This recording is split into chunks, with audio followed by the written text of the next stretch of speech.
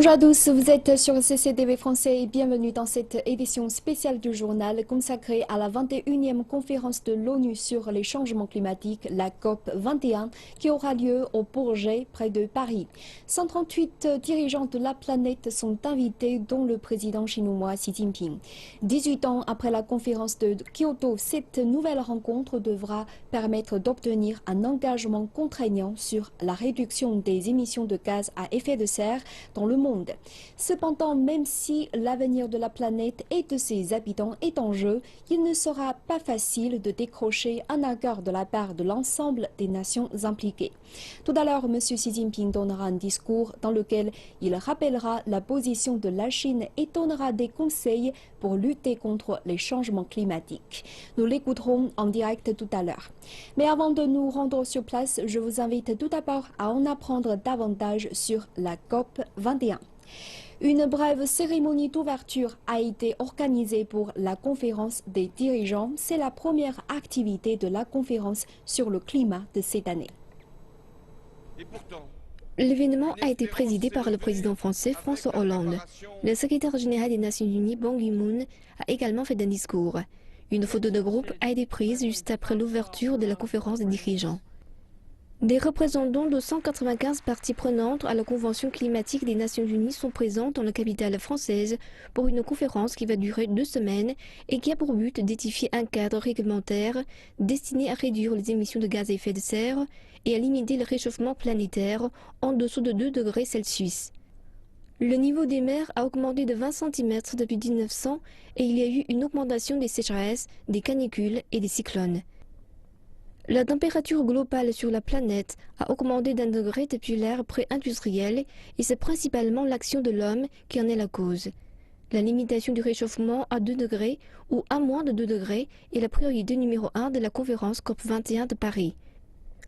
Il faudrait pour cela obtenir une réduction de 40% à 70% des émissions de gaz à effet de serre d'ici 2050, ainsi qu'un changement majeur dans nos habitudes de consommation.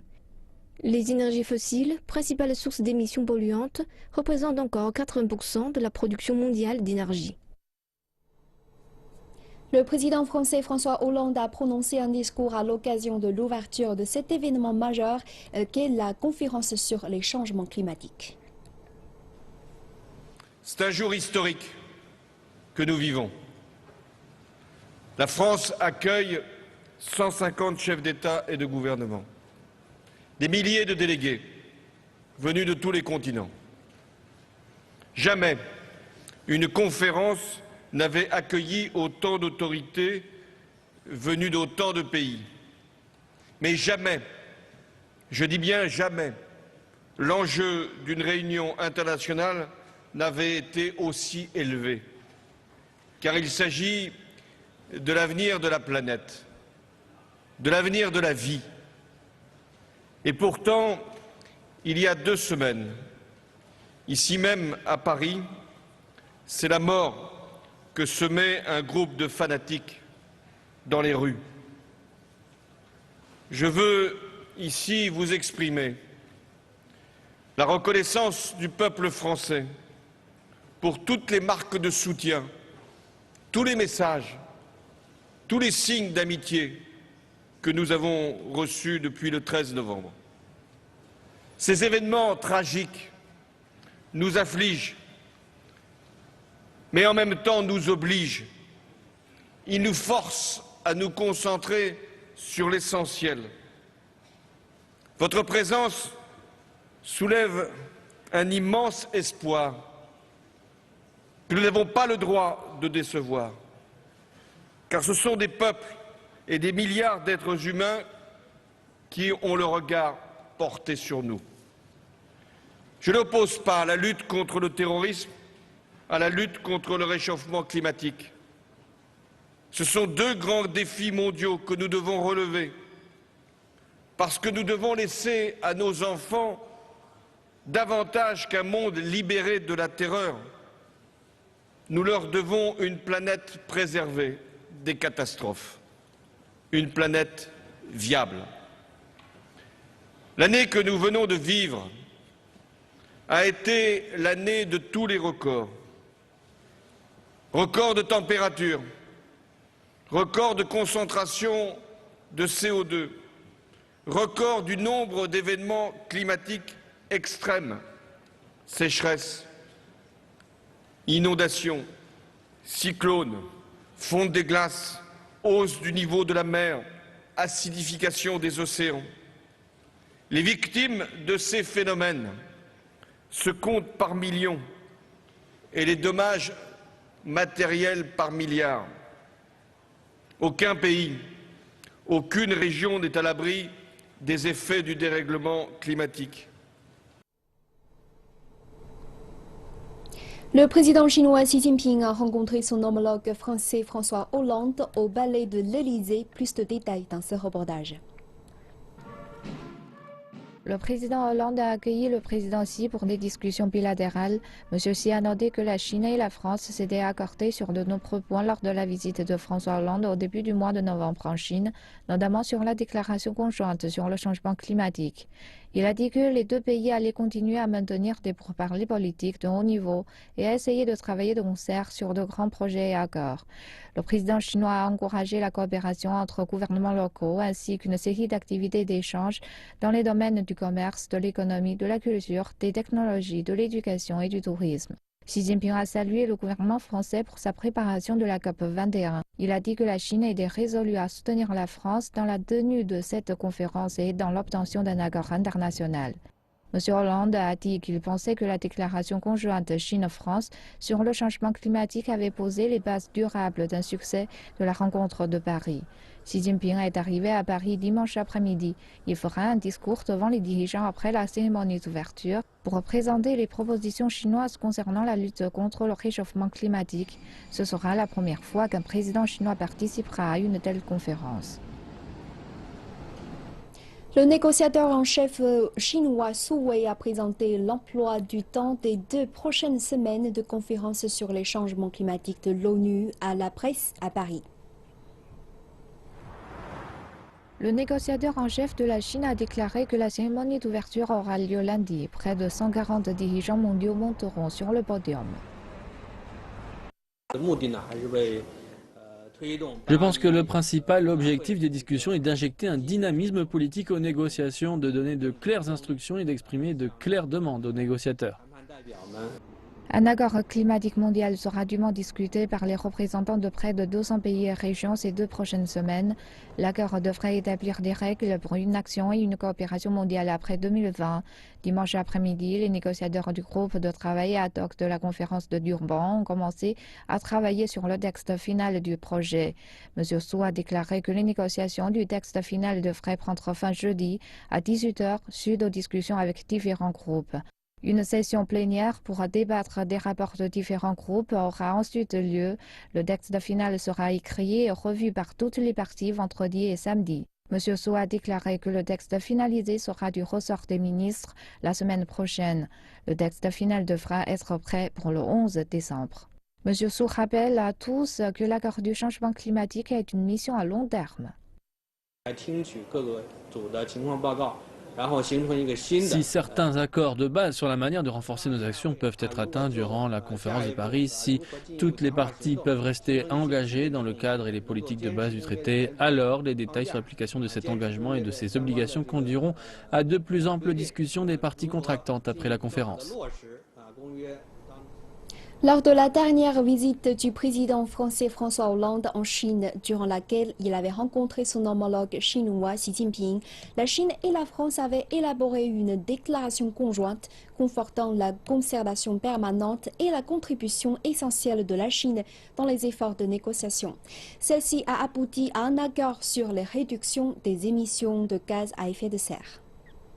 Dans le domaine de l'environnement, nous avons une concertation permanente qui a permis d'aboutir, pendant la visite du président François Hollande, à une déclaration conjointe qui est une contribution que la Chine et la France ensemble apportent à la négociation qui a lieu entre le 30 novembre et le 12 décembre. Il y a 196 pays, c'est une conférence des Nations Unies pour le climat. Nous voulons un progrès, nous voulons un succès, c'est-à-dire d'abord que chacun annonce des mesures qui permettront de ne pas dépasser 2 degrés d'augmentation de la température. Nous voulons, et c'est la proposition chinoise et française, que à intervalles réguliers, nous nous retrouvions tous ensemble pour dire où en es-tu? Quel est ton projet? Est-ce qu'on a avancé? Nous ne voulons rien imposer parce que chaque pays est souverain, chaque pays est libre de ses décisions, mais nous voulons encourager chacun à faire des efforts. Et pour cela, il faut mobiliser un certain nombre de moyens, il faut transférer des technologies. La France et la Chine ont fait des propositions qui doivent permettre un succès à cette conférence, car elle concerne l'ensemble du monde. La Chine, dans cette affaire, dans cette négociation, joue un rôle de pivot par son importance, par son poids dans le monde, et nous nous réjouissons de la façon dont la Chine prend ses responsabilités et nous essayons de les prendre, nous, avec elle. Alors ces coopérations, elles existent déjà et il faut les amplifier. C'est tout ce qui concerne l'environnement, tout ce qui concerne le traitement des eaux sales, tout ce qui concerne les déchets industriels, tout ce qui concerne la ville durable, par exemple l'efficacité énergétique des bâtiments. C'est aussi dans un autre domaine, l'agriculture. Il faut pouvoir nourrir les gens sans polluer, sans pesticides. La Chine est un grand pays agricole, la France est aussi un grand pays agricole. Nous pouvons trouver des coopérations, des partenariats. Les domaines ne manquent pas entre nous et ce sont des domaines qui aboutiront à renouveler notre modèle économique, à respecter l'environnement, à créer de la croissance et donc des emplois. Et c'est là une chance que cette conférence et les coopérations qu'on peut en tirer. La Chine est le plus grand émetteur de pollution au carbone dans le monde, mais Beijing a travaillé pour améliorer la gestion environnementale et réduire les émissions au cours des dernières années. La Chine s'est engagée à poursuivre un modèle de développement vert au cours des 5 prochaines années, accroissant la part des carburants non fossiles au sein du portefeuille énergétique du pays. Le plan est de se reposer sur le vent, le soleil, la biomasse, l'eau ainsi que l'énergie géothermique. Beijing a en outre indiqué qu'il trouverait des moyens plus propres de brûler les énergies fossiles telles que le charbon. La Chine est déjà le chef de file en matière d'investissement dans les énergies propres. Selon un rapport du gouvernement récemment publié, la part des carburants non fossiles dans la consommation primaire d'énergie a atteint 11,2% en 2014. Il s'agit d'une hausse de 1,4% par rapport à 2013. La Chine dispose de la plus grande capacité photovoltaïque solaire et des plus importants marchés éoliens au monde. Le nombre de stations d'énergie hydraulique en Chine représente un quart du parc mondial. Le développement rapide de l'énergie propre a contribué au déclin des émissions de carbone en Chine par unité de PIB. De 2005 à 2014, la consommation énergétique de Chine par unité de PIB a baissé de 29,9% et les émissions de dioxyde de carbone par unité de PIB ont chuté de 33,8%. Durant cette période, les données des pays développés n'ont baissé que d'environ 15% et les niveaux moyens mondiaux n'ont pas tant changé que cela. Donc il faut le dire que la Chine a connu de grandes avancées dans la réduction des émissions de carbone, en particulier dans la réduction de ses émissions par unité de PIB. Le développement économique de la Chine vient d'entrer dans une nouvelle phase baptisée Nouvelle Normalité. Son objectif est de passer d'une économie fortement consommatrice d'énergie et basée sur les exportations à une économie fondée sur la consommation intérieure et l'innovation. Reportage dans une entreprise privée qui cherche à participer à la transformation verte du PIB de la nation. Elion Resources s'est engagé à prévenir la dégradation des sols et à transformer les déserts en cités. Situé en Mongolie intérieure, le désert de Kubushi est aujourd'hui une zone écologique grâce aux efforts de ce groupe. Elion Resources a d'ailleurs signé avec les Nations Unies une convention visant à combattre la désertification. Ils travaillent ensemble pour s'opposer à la dégradation des sols et au changement climatique. C'est en mars 2015 que le premier fonds de placement privé pour la route verte de la soie a été lancé. Ce fonds sera utilisé dans la construction de panneaux solaires écologiques pour produire une énergie propre aussi bien en Chine que dans d'autres pays. Notre entreprise se concentrera sur les énergies vertes, le secteur écologique, la renaissance écologique qui comprend la restauration des sols. Je pense que notre stratégie de développement du secteur vert ne sera possible qu'avec l'aide d'outils financiers. Aujourd'hui, le gouvernement chinois s'attend à une croissance plus lente, plus propre, mais aussi plus stable. Le prochain plan quinquennal chinois s'oriente sur une voie plus respectueuse de l'environnement pour ce pays qui compte 1,4 milliard d'habitants. Parmi les mesures prises, on peut citer l'utilisation d'énergie à faible empreinte carbone et l'encouragement des entreprises à moderniser leurs techniques. Le Climate Group est une organisation à but non lucratif. Ses activités sont internationales et s'organisent autour des entreprises et des gouvernements dans le but de favoriser les technologies et les politiques propres. L'objectif est d'élargir les marchés des technologies propres tout en réduisant les émissions de gaz à effet de serre sur la planète. Wu Shangguo est la femme qui dirige cette équipe depuis près de 9 ans. La Chine a massivement participé par le biais d'investissements colossaux aux technologies d'énergie renouvelable, la fabrication d'équipements et d'infrastructures, à la réduction des coûts et raccourcir de manière significative la période qui précède la possibilité pour la Chine, mais aussi la communauté internationale, de développer les énergies propres. Elion Resources signifie une grande opportunité pour l'entreprise. Sa technologie d'atomisation de microcharbon a été saluée sur le marché. Comparée aux traditionnelles chaudières à charbon, elle permet de réduire la quantité de charbon de 30% tout en éliminant poussière, scories et fumée.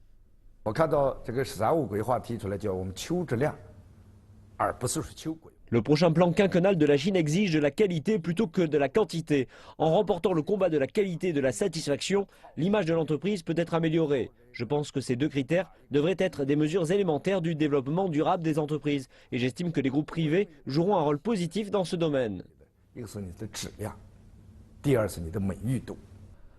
Wang Wenbiao affirme que la garantie écologique devrait être une priorité de la stratégie Une ceinture et une route.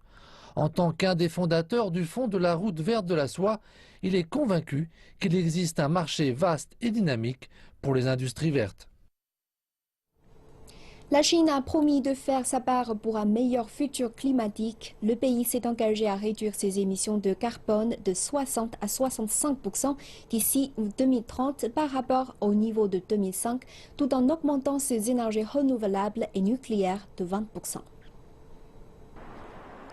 La Chine a annoncé un fonds de 3 milliards de dollars pour aider les pays en développement à aborder les défis posés par le changement climatique. Les experts internationaux ont salué ces actions. L'analyste en environnement pakistanais Kashif Hamid a déclaré que le Pakistan attachait beaucoup d'importance à la coopération sur le climat avec la Chine pour résoudre les questions sur le changement climatique. En même temps, j'aimerais mentionner le couloir économique Chine-Pakistan. La majorité des projets sont dans le secteur de l'énergie, donc nous nous attendons à des mécanismes liés à l'énergie propre, à des technologies efficientes dans l'énergie et à ce que des mesures soient prises dans ce secteur. En attendant le discours du président chinois Xi Jinping à la COP 21 de Paris qui va bientôt commencer, nous allons tout d'abord marquer une courte pause. À tout à l'heure. Merci de nous retrouver. La Chine s'est engagée à réduire l'intensité carbone de son économie de 60% et à générer 20% de son électricité à partir de sources d'énergie propres d'ici 2030. Cet objectif devrait également faire les affaires des entreprises américaines. Mark New nous en dit plus. La Chine et les États-Unis sont de loin les plus importants émetteurs de gaz à effet de serre de la planète. Ils représentent à eux plus de 35% de la consommation en énergie de la planète.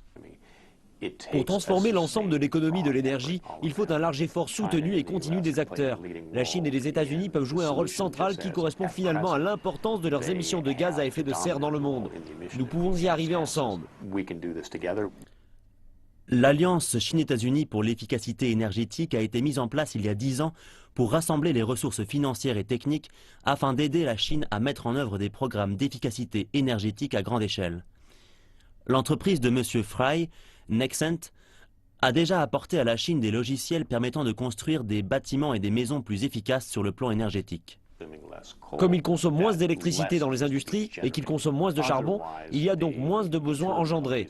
Autrement, les entreprises publiques en Chine produiraient plus d'électricité en brûlant plus de charbon et cela irait directement dans l'environnement.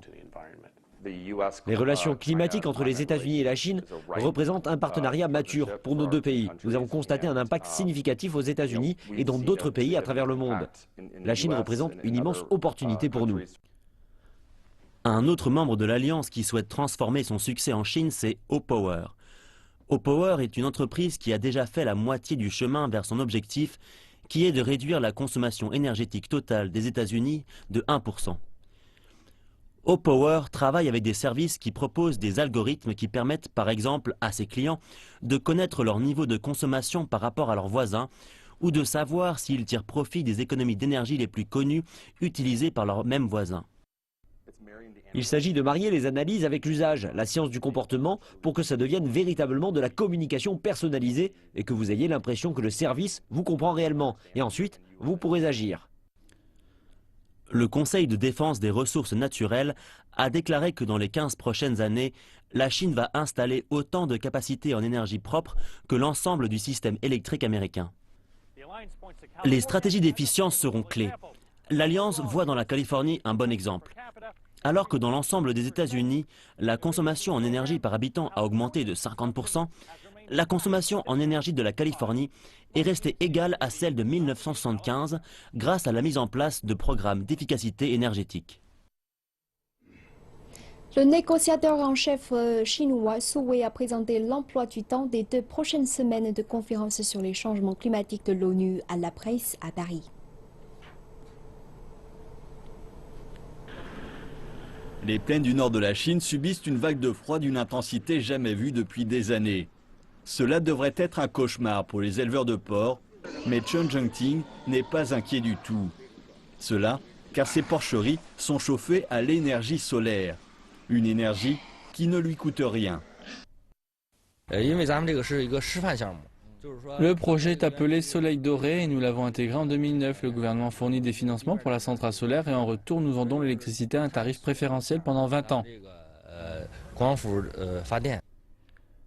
Plutôt que d'utiliser une chaudière pour se chauffer, ces panneaux solaires placés sur le toit de la porcherie fournissent une électricité de base aux fermes et villages voisins. L'électricité produite par la centrale approvisionne en moyenne une centaine de foyers par mois. On peut faire pousser toutes sortes de choses entre les panneaux. Maïs, choux chinois, pommes de terre, voire même herbes médicinales.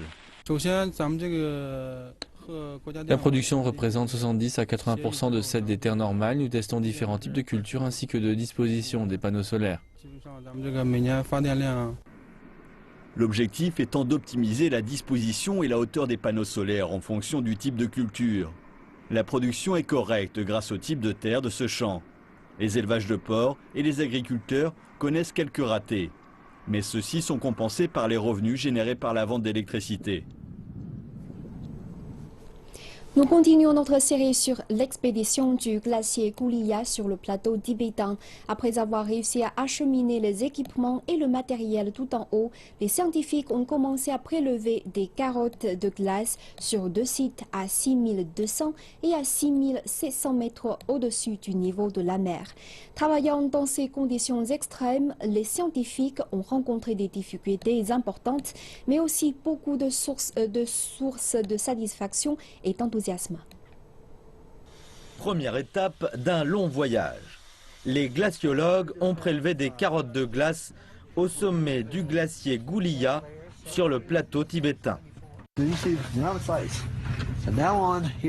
À partir d'ici, nous entrons sur la glace. Et c'est la première carotte. Nous ne faisons que commencer. L'équipe constituée de scientifiques de 5 pays prévoyait de prélever 5 carottes cette fois-ci, soit environ 800 mètres de glace au total. Les scientifiques vont travailler sur 2 sites au milieu de nulle part, à 6200 et 6700 mètres au-dessus du niveau de la mer. Je pense que c'est une zone que nous connaissons au moins scientifiquement. C'est aussi une zone qui est difficile d'accès, parce qu'elle est très élevée et les questions de logistique sont immenses. Et il faut une grande équipe pour réaliser cette opération. La température peut descendre à moins 30 degrés Celsius la nuit. Les équipements sont alors entièrement gelés. Mais ce n'est qu'une des difficultés rencontrées par les scientifiques. Les membres de l'équipe doivent faire de l'exercice pour se maintenir en forme et assurer que le projet soit mené à bien. La principale raison de ma présence ici est d'assurer que les membres de l'équipe ne tombent pas malades et n'aient pas à être transportés à l'hôpital. J'essaie de traiter les maladies dès leur apparition et d'éviter toute pathologie liée à l'altitude. Quelques scientifiques de l'équipe s'étaient déjà rendus sur le glacier Goulia en 1992. Mais pour la plupart des autres, c'est une nouveauté. J'aime ce boulot, c'est le meilleur job du monde. Pour être honnête, parfois c'est dur, il fait très froid et c'est très dangereux. Mais nous avons tous un but et nous voulons atteindre ce but de recueillir des échantillons de glace, la plus ancienne de ce glacier. Après plus de 4 semaines passées sur le glacier, l'équipe a déjà obtenu des résultats concluants. Les carottes prélevées sont partagées à égalité entre les Chinois et les Américains et seront envoyées dans des laboratoires de par le monde. Les Sud-Africains cherchent des solutions à la pénurie d'eau dans de nombreuses parties du pays en raison de la sécheresse. Les responsables du gouvernement expliquent que la sécheresse n'est cependant pas la cause de la pénurie d'eau à Johannesburg et qu'il ne s'agit pas là d'une crise à proprement parler. 5 provinces ont été déclarées zones de catastrophe, menacées d'insécurité alimentaire. Le pays continue à lutter contre les pénuries d'eau et de nombreux fermiers n'arrivent pas à irriguer leurs champs ni à faire boire leur bétail. Les responsables du gouvernement disent que la sécheresse va causer des problèmes financiers sérieux pour ces fermiers. La ville de Johannesburg a été durement touchée par la pénurie d'eau. Mais les responsables sont prudents, insistant sur le fait que la pénurie d'eau n'a rien à voir avec la sécheresse. La sécheresse et les problèmes que nous connaissons actuellement à Johannesburg ne sont pas liés pour le moment.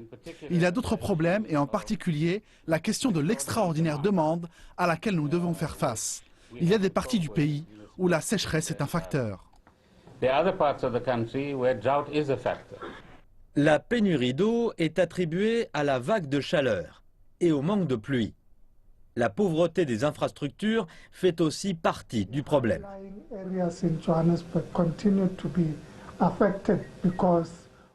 Les régions de Johannesburg continuent d'être affectées parce que même si nous maintenons des réserves générales dans la ville, la réalité est qu'avec les réserves actuelles, nous ne pouvons pas atteindre le niveau de pompage d'eau avec le système actuel. Les habitants sont invités à modérer leur consommation d'eau. La vague de chaleur devrait encore durer jusqu'à la fin de l'été austral. Elle résulte de l'effet du El Niño sur le climat.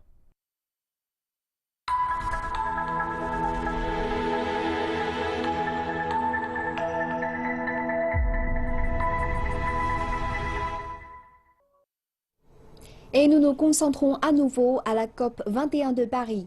Une brève cérémonie d'ouverture a été organisée pour la conférence des dirigeants. C'est la première activité de la conférence sur le climat de cette année. L'événement a été présidé par le président français François Hollande. Le secrétaire général des Nations Unies, Ban Ki-moon, a également fait un discours. Une photo de groupe a été prise juste après l'ouverture de la conférence des dirigeants.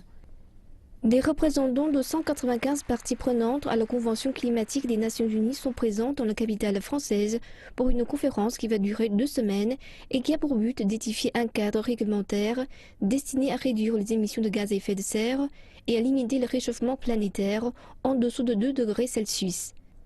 Le niveau des mers a augmenté de 20 cm depuis 1900 et il y a eu une augmentation des sécheresses, des canicules et des cyclones. La température globale sur la planète a augmenté d'1 degré depuis l'ère pré-industrielle et c'est principalement l'action de l'homme qui en est la cause. La limitation du réchauffement à 2 degrés ou à moins de 2 degrés est la priorité numéro 1 de la conférence COP21 de Paris. Il faudrait pour cela obtenir une réduction de 40% à 70% des émissions de gaz à effet de serre d'ici 2 ans.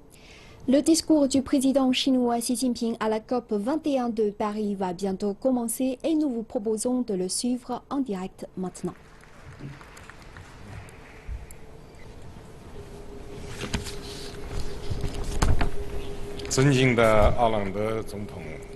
Président Hollande, M. Ban Ki-moon, secrétaire général de l'ONU, chers collègues, Mesdames et Messieurs,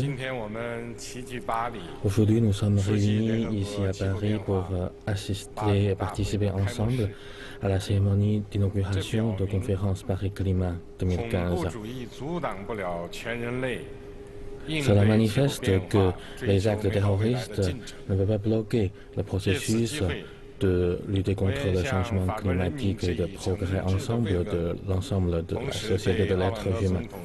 Je voudrais profiter de cette occasion pour témoigner mes sympathies au peuple français et je voudrais également remercier au gouvernement français et au président Hollande pour leur contribution à l'organisation avec succès de cette conférence. Cette conférence constitue une plateforme importante pour parvenir à un accord global équilibré, contraignant et énergique, selon le grand écrivain Victor Hugo. La détermination la plus grande va faire naître la sagesse la plus grande. Je suis convaincu que pourvu que les différentes parties puissent témoigner leur sincérité et leurs efforts et travailler ensemble, que nous pouvons couronner de plein succès cette conférence de climat. Chers collègues, mesdames et messieurs, l'accord de Paris doit mettre l'accent sur les actions que nous allons prendre post-2020 et en même temps, il faut que cet accord contribue à la promotion d'un mieux développement de l'être humain. Cet accord doit être propice à l'atteinte des objectifs de développement écologique pour atteindre les objectifs fixés par la Convention des Nations Unies sur le changement climatique pour que cette convention puisse être appliquée de manière efficace et contrôler également l'augmentation de température et promouvoir le mode de développement écologique et circulaire dans différents pays membres. L'accord de Paris doit être aussi propice à la convergence des forces à travers le monde. Dans cet accord, il faut bien définir les dispositifs qui favorisent la construction d'une communauté de destin de différents pays et des efforts conjugués de différents pays. Il faut non seulement mobiliser les pouvoirs publics de différents pays, mais aussi les entreprises et les organisations non gouvernementales de différents pays pour participer à ce processus. Il faut également sensibiliser au public de l'importance de cette lutte contre le changement climatique. L'accord de Paris devrait être aussi favorable à la promotion de l'investissement et du financement. Les pays développés doivent concrétiser leurs engagements de mobiliser 100 milliards de dollars américains par an.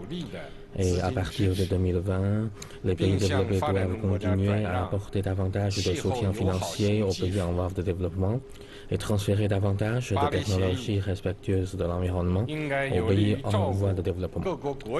L'accord de Paris devrait aussi tenir compte aux réalités de différents pays et travailler de manière efficace. Il faut respecter aussi les choix de différents pays en voie de développement dans la politique interne, la politique économique, les différences de l'économie et de la société de différents pays. La lutte contre le changement climatique ne doit pas entraver les besoins de la population des pays en voie de développement pour une meilleure vie. Chers collègues, mesdames et messieurs, l'accord de Paris n'est pas un aboutissement, c'est un nouveau point de départ.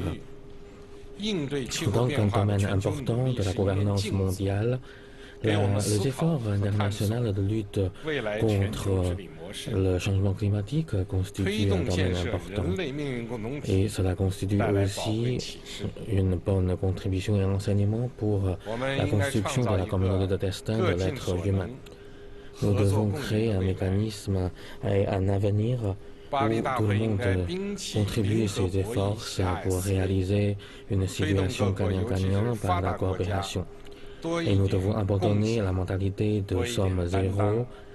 Les différents pays doivent apporter davantage de efforts pour assurer leurs responsabilités pour créer une situation de bénéfices mutuels et de gagnant-gagnant. Et nous devons créer aussi un avenir qui respecte les différentes règles juridiques. Il faut respecter les différentes règles. Et il faut établir une société internationale juridique marquée par la démocratie, par la légalité, par la justice. Et il faut aussi respecter les différents principes déjà fixés. Et nous devons aussi créer un avenir tolérant d'apprentissage mutuel pour un développement commun dans le futur. Et les différents pays doivent approfondir et intensifier leurs échanges en apprentissant l'un et l'autre pour réaliser un développement commun.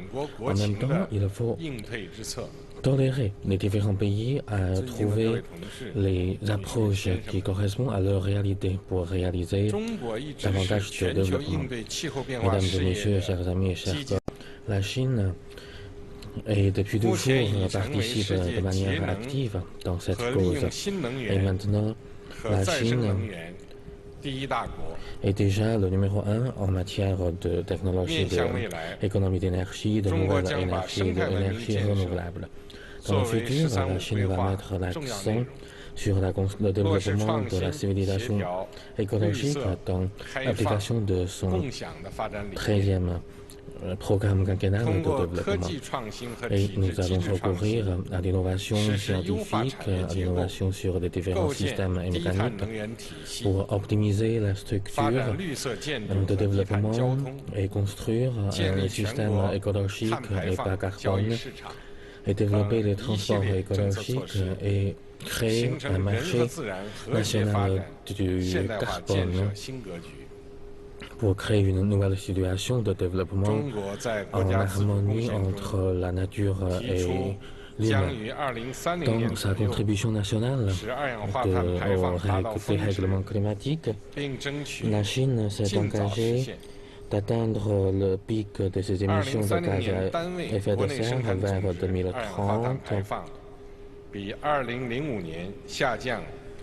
et la diminution de l'intensité carbone de 60% à 65% d'ici 2030 par rapport à 2005 et porter la part d'énergie non fossile à 20% de la consommation primaire d'énergie à l'horizon de 2030 et augmentation de 4,5 milliards de mètres cubes le volume forestier par rapport à 2005 d'ici 2030.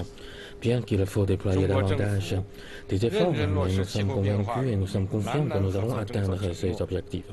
Le gouvernement chinois va concrétiser ses engagements dans la coopération Sud-Sud.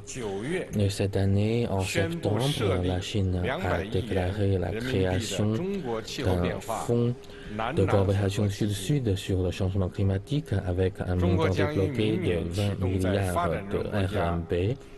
L'année prochaine, la Chine va déclencher la construction de 10 zones de démonstration et 100 projets d'atténuation et d'adaptation et des projets de formation pour 1000 personnels l'année prochaine pour les pays en voie de développement. Et la Chine va continuer à promouvoir l'utilisation de technologies vertes, de la lutte contre les effets néfastes des catastrophes naturelles. Et nous allons aussi promouvoir la coopération dans ce domaine. Et nous aiderons également les pays en développement pour augmenter leur capacité de financement. Chers collègues, mesdames et messieurs, la lutte contre le changement climatique, c'est une cause commune pour l'être humain. Maintenant, tout le monde prête une attention particulière à Paris. Que nous travaillons ensemble, main dans la main, pour créer ensemble un mécanisme équitable et efficace de la lutte contre le changement climatique et pour réaliser un développement d'un plus haut niveau de développement durable et pour la création des relations internationales marquées par la coopération et le gagnant-gagnant. Je vous remercie. Mesdames et messieurs, vous venez d'assister au discours du président chinois Xi Jinping à la COP 21 de Paris. C'est la fin de cette édition spéciale. Merci de votre fidélité. À très bientôt sur CCTV Français.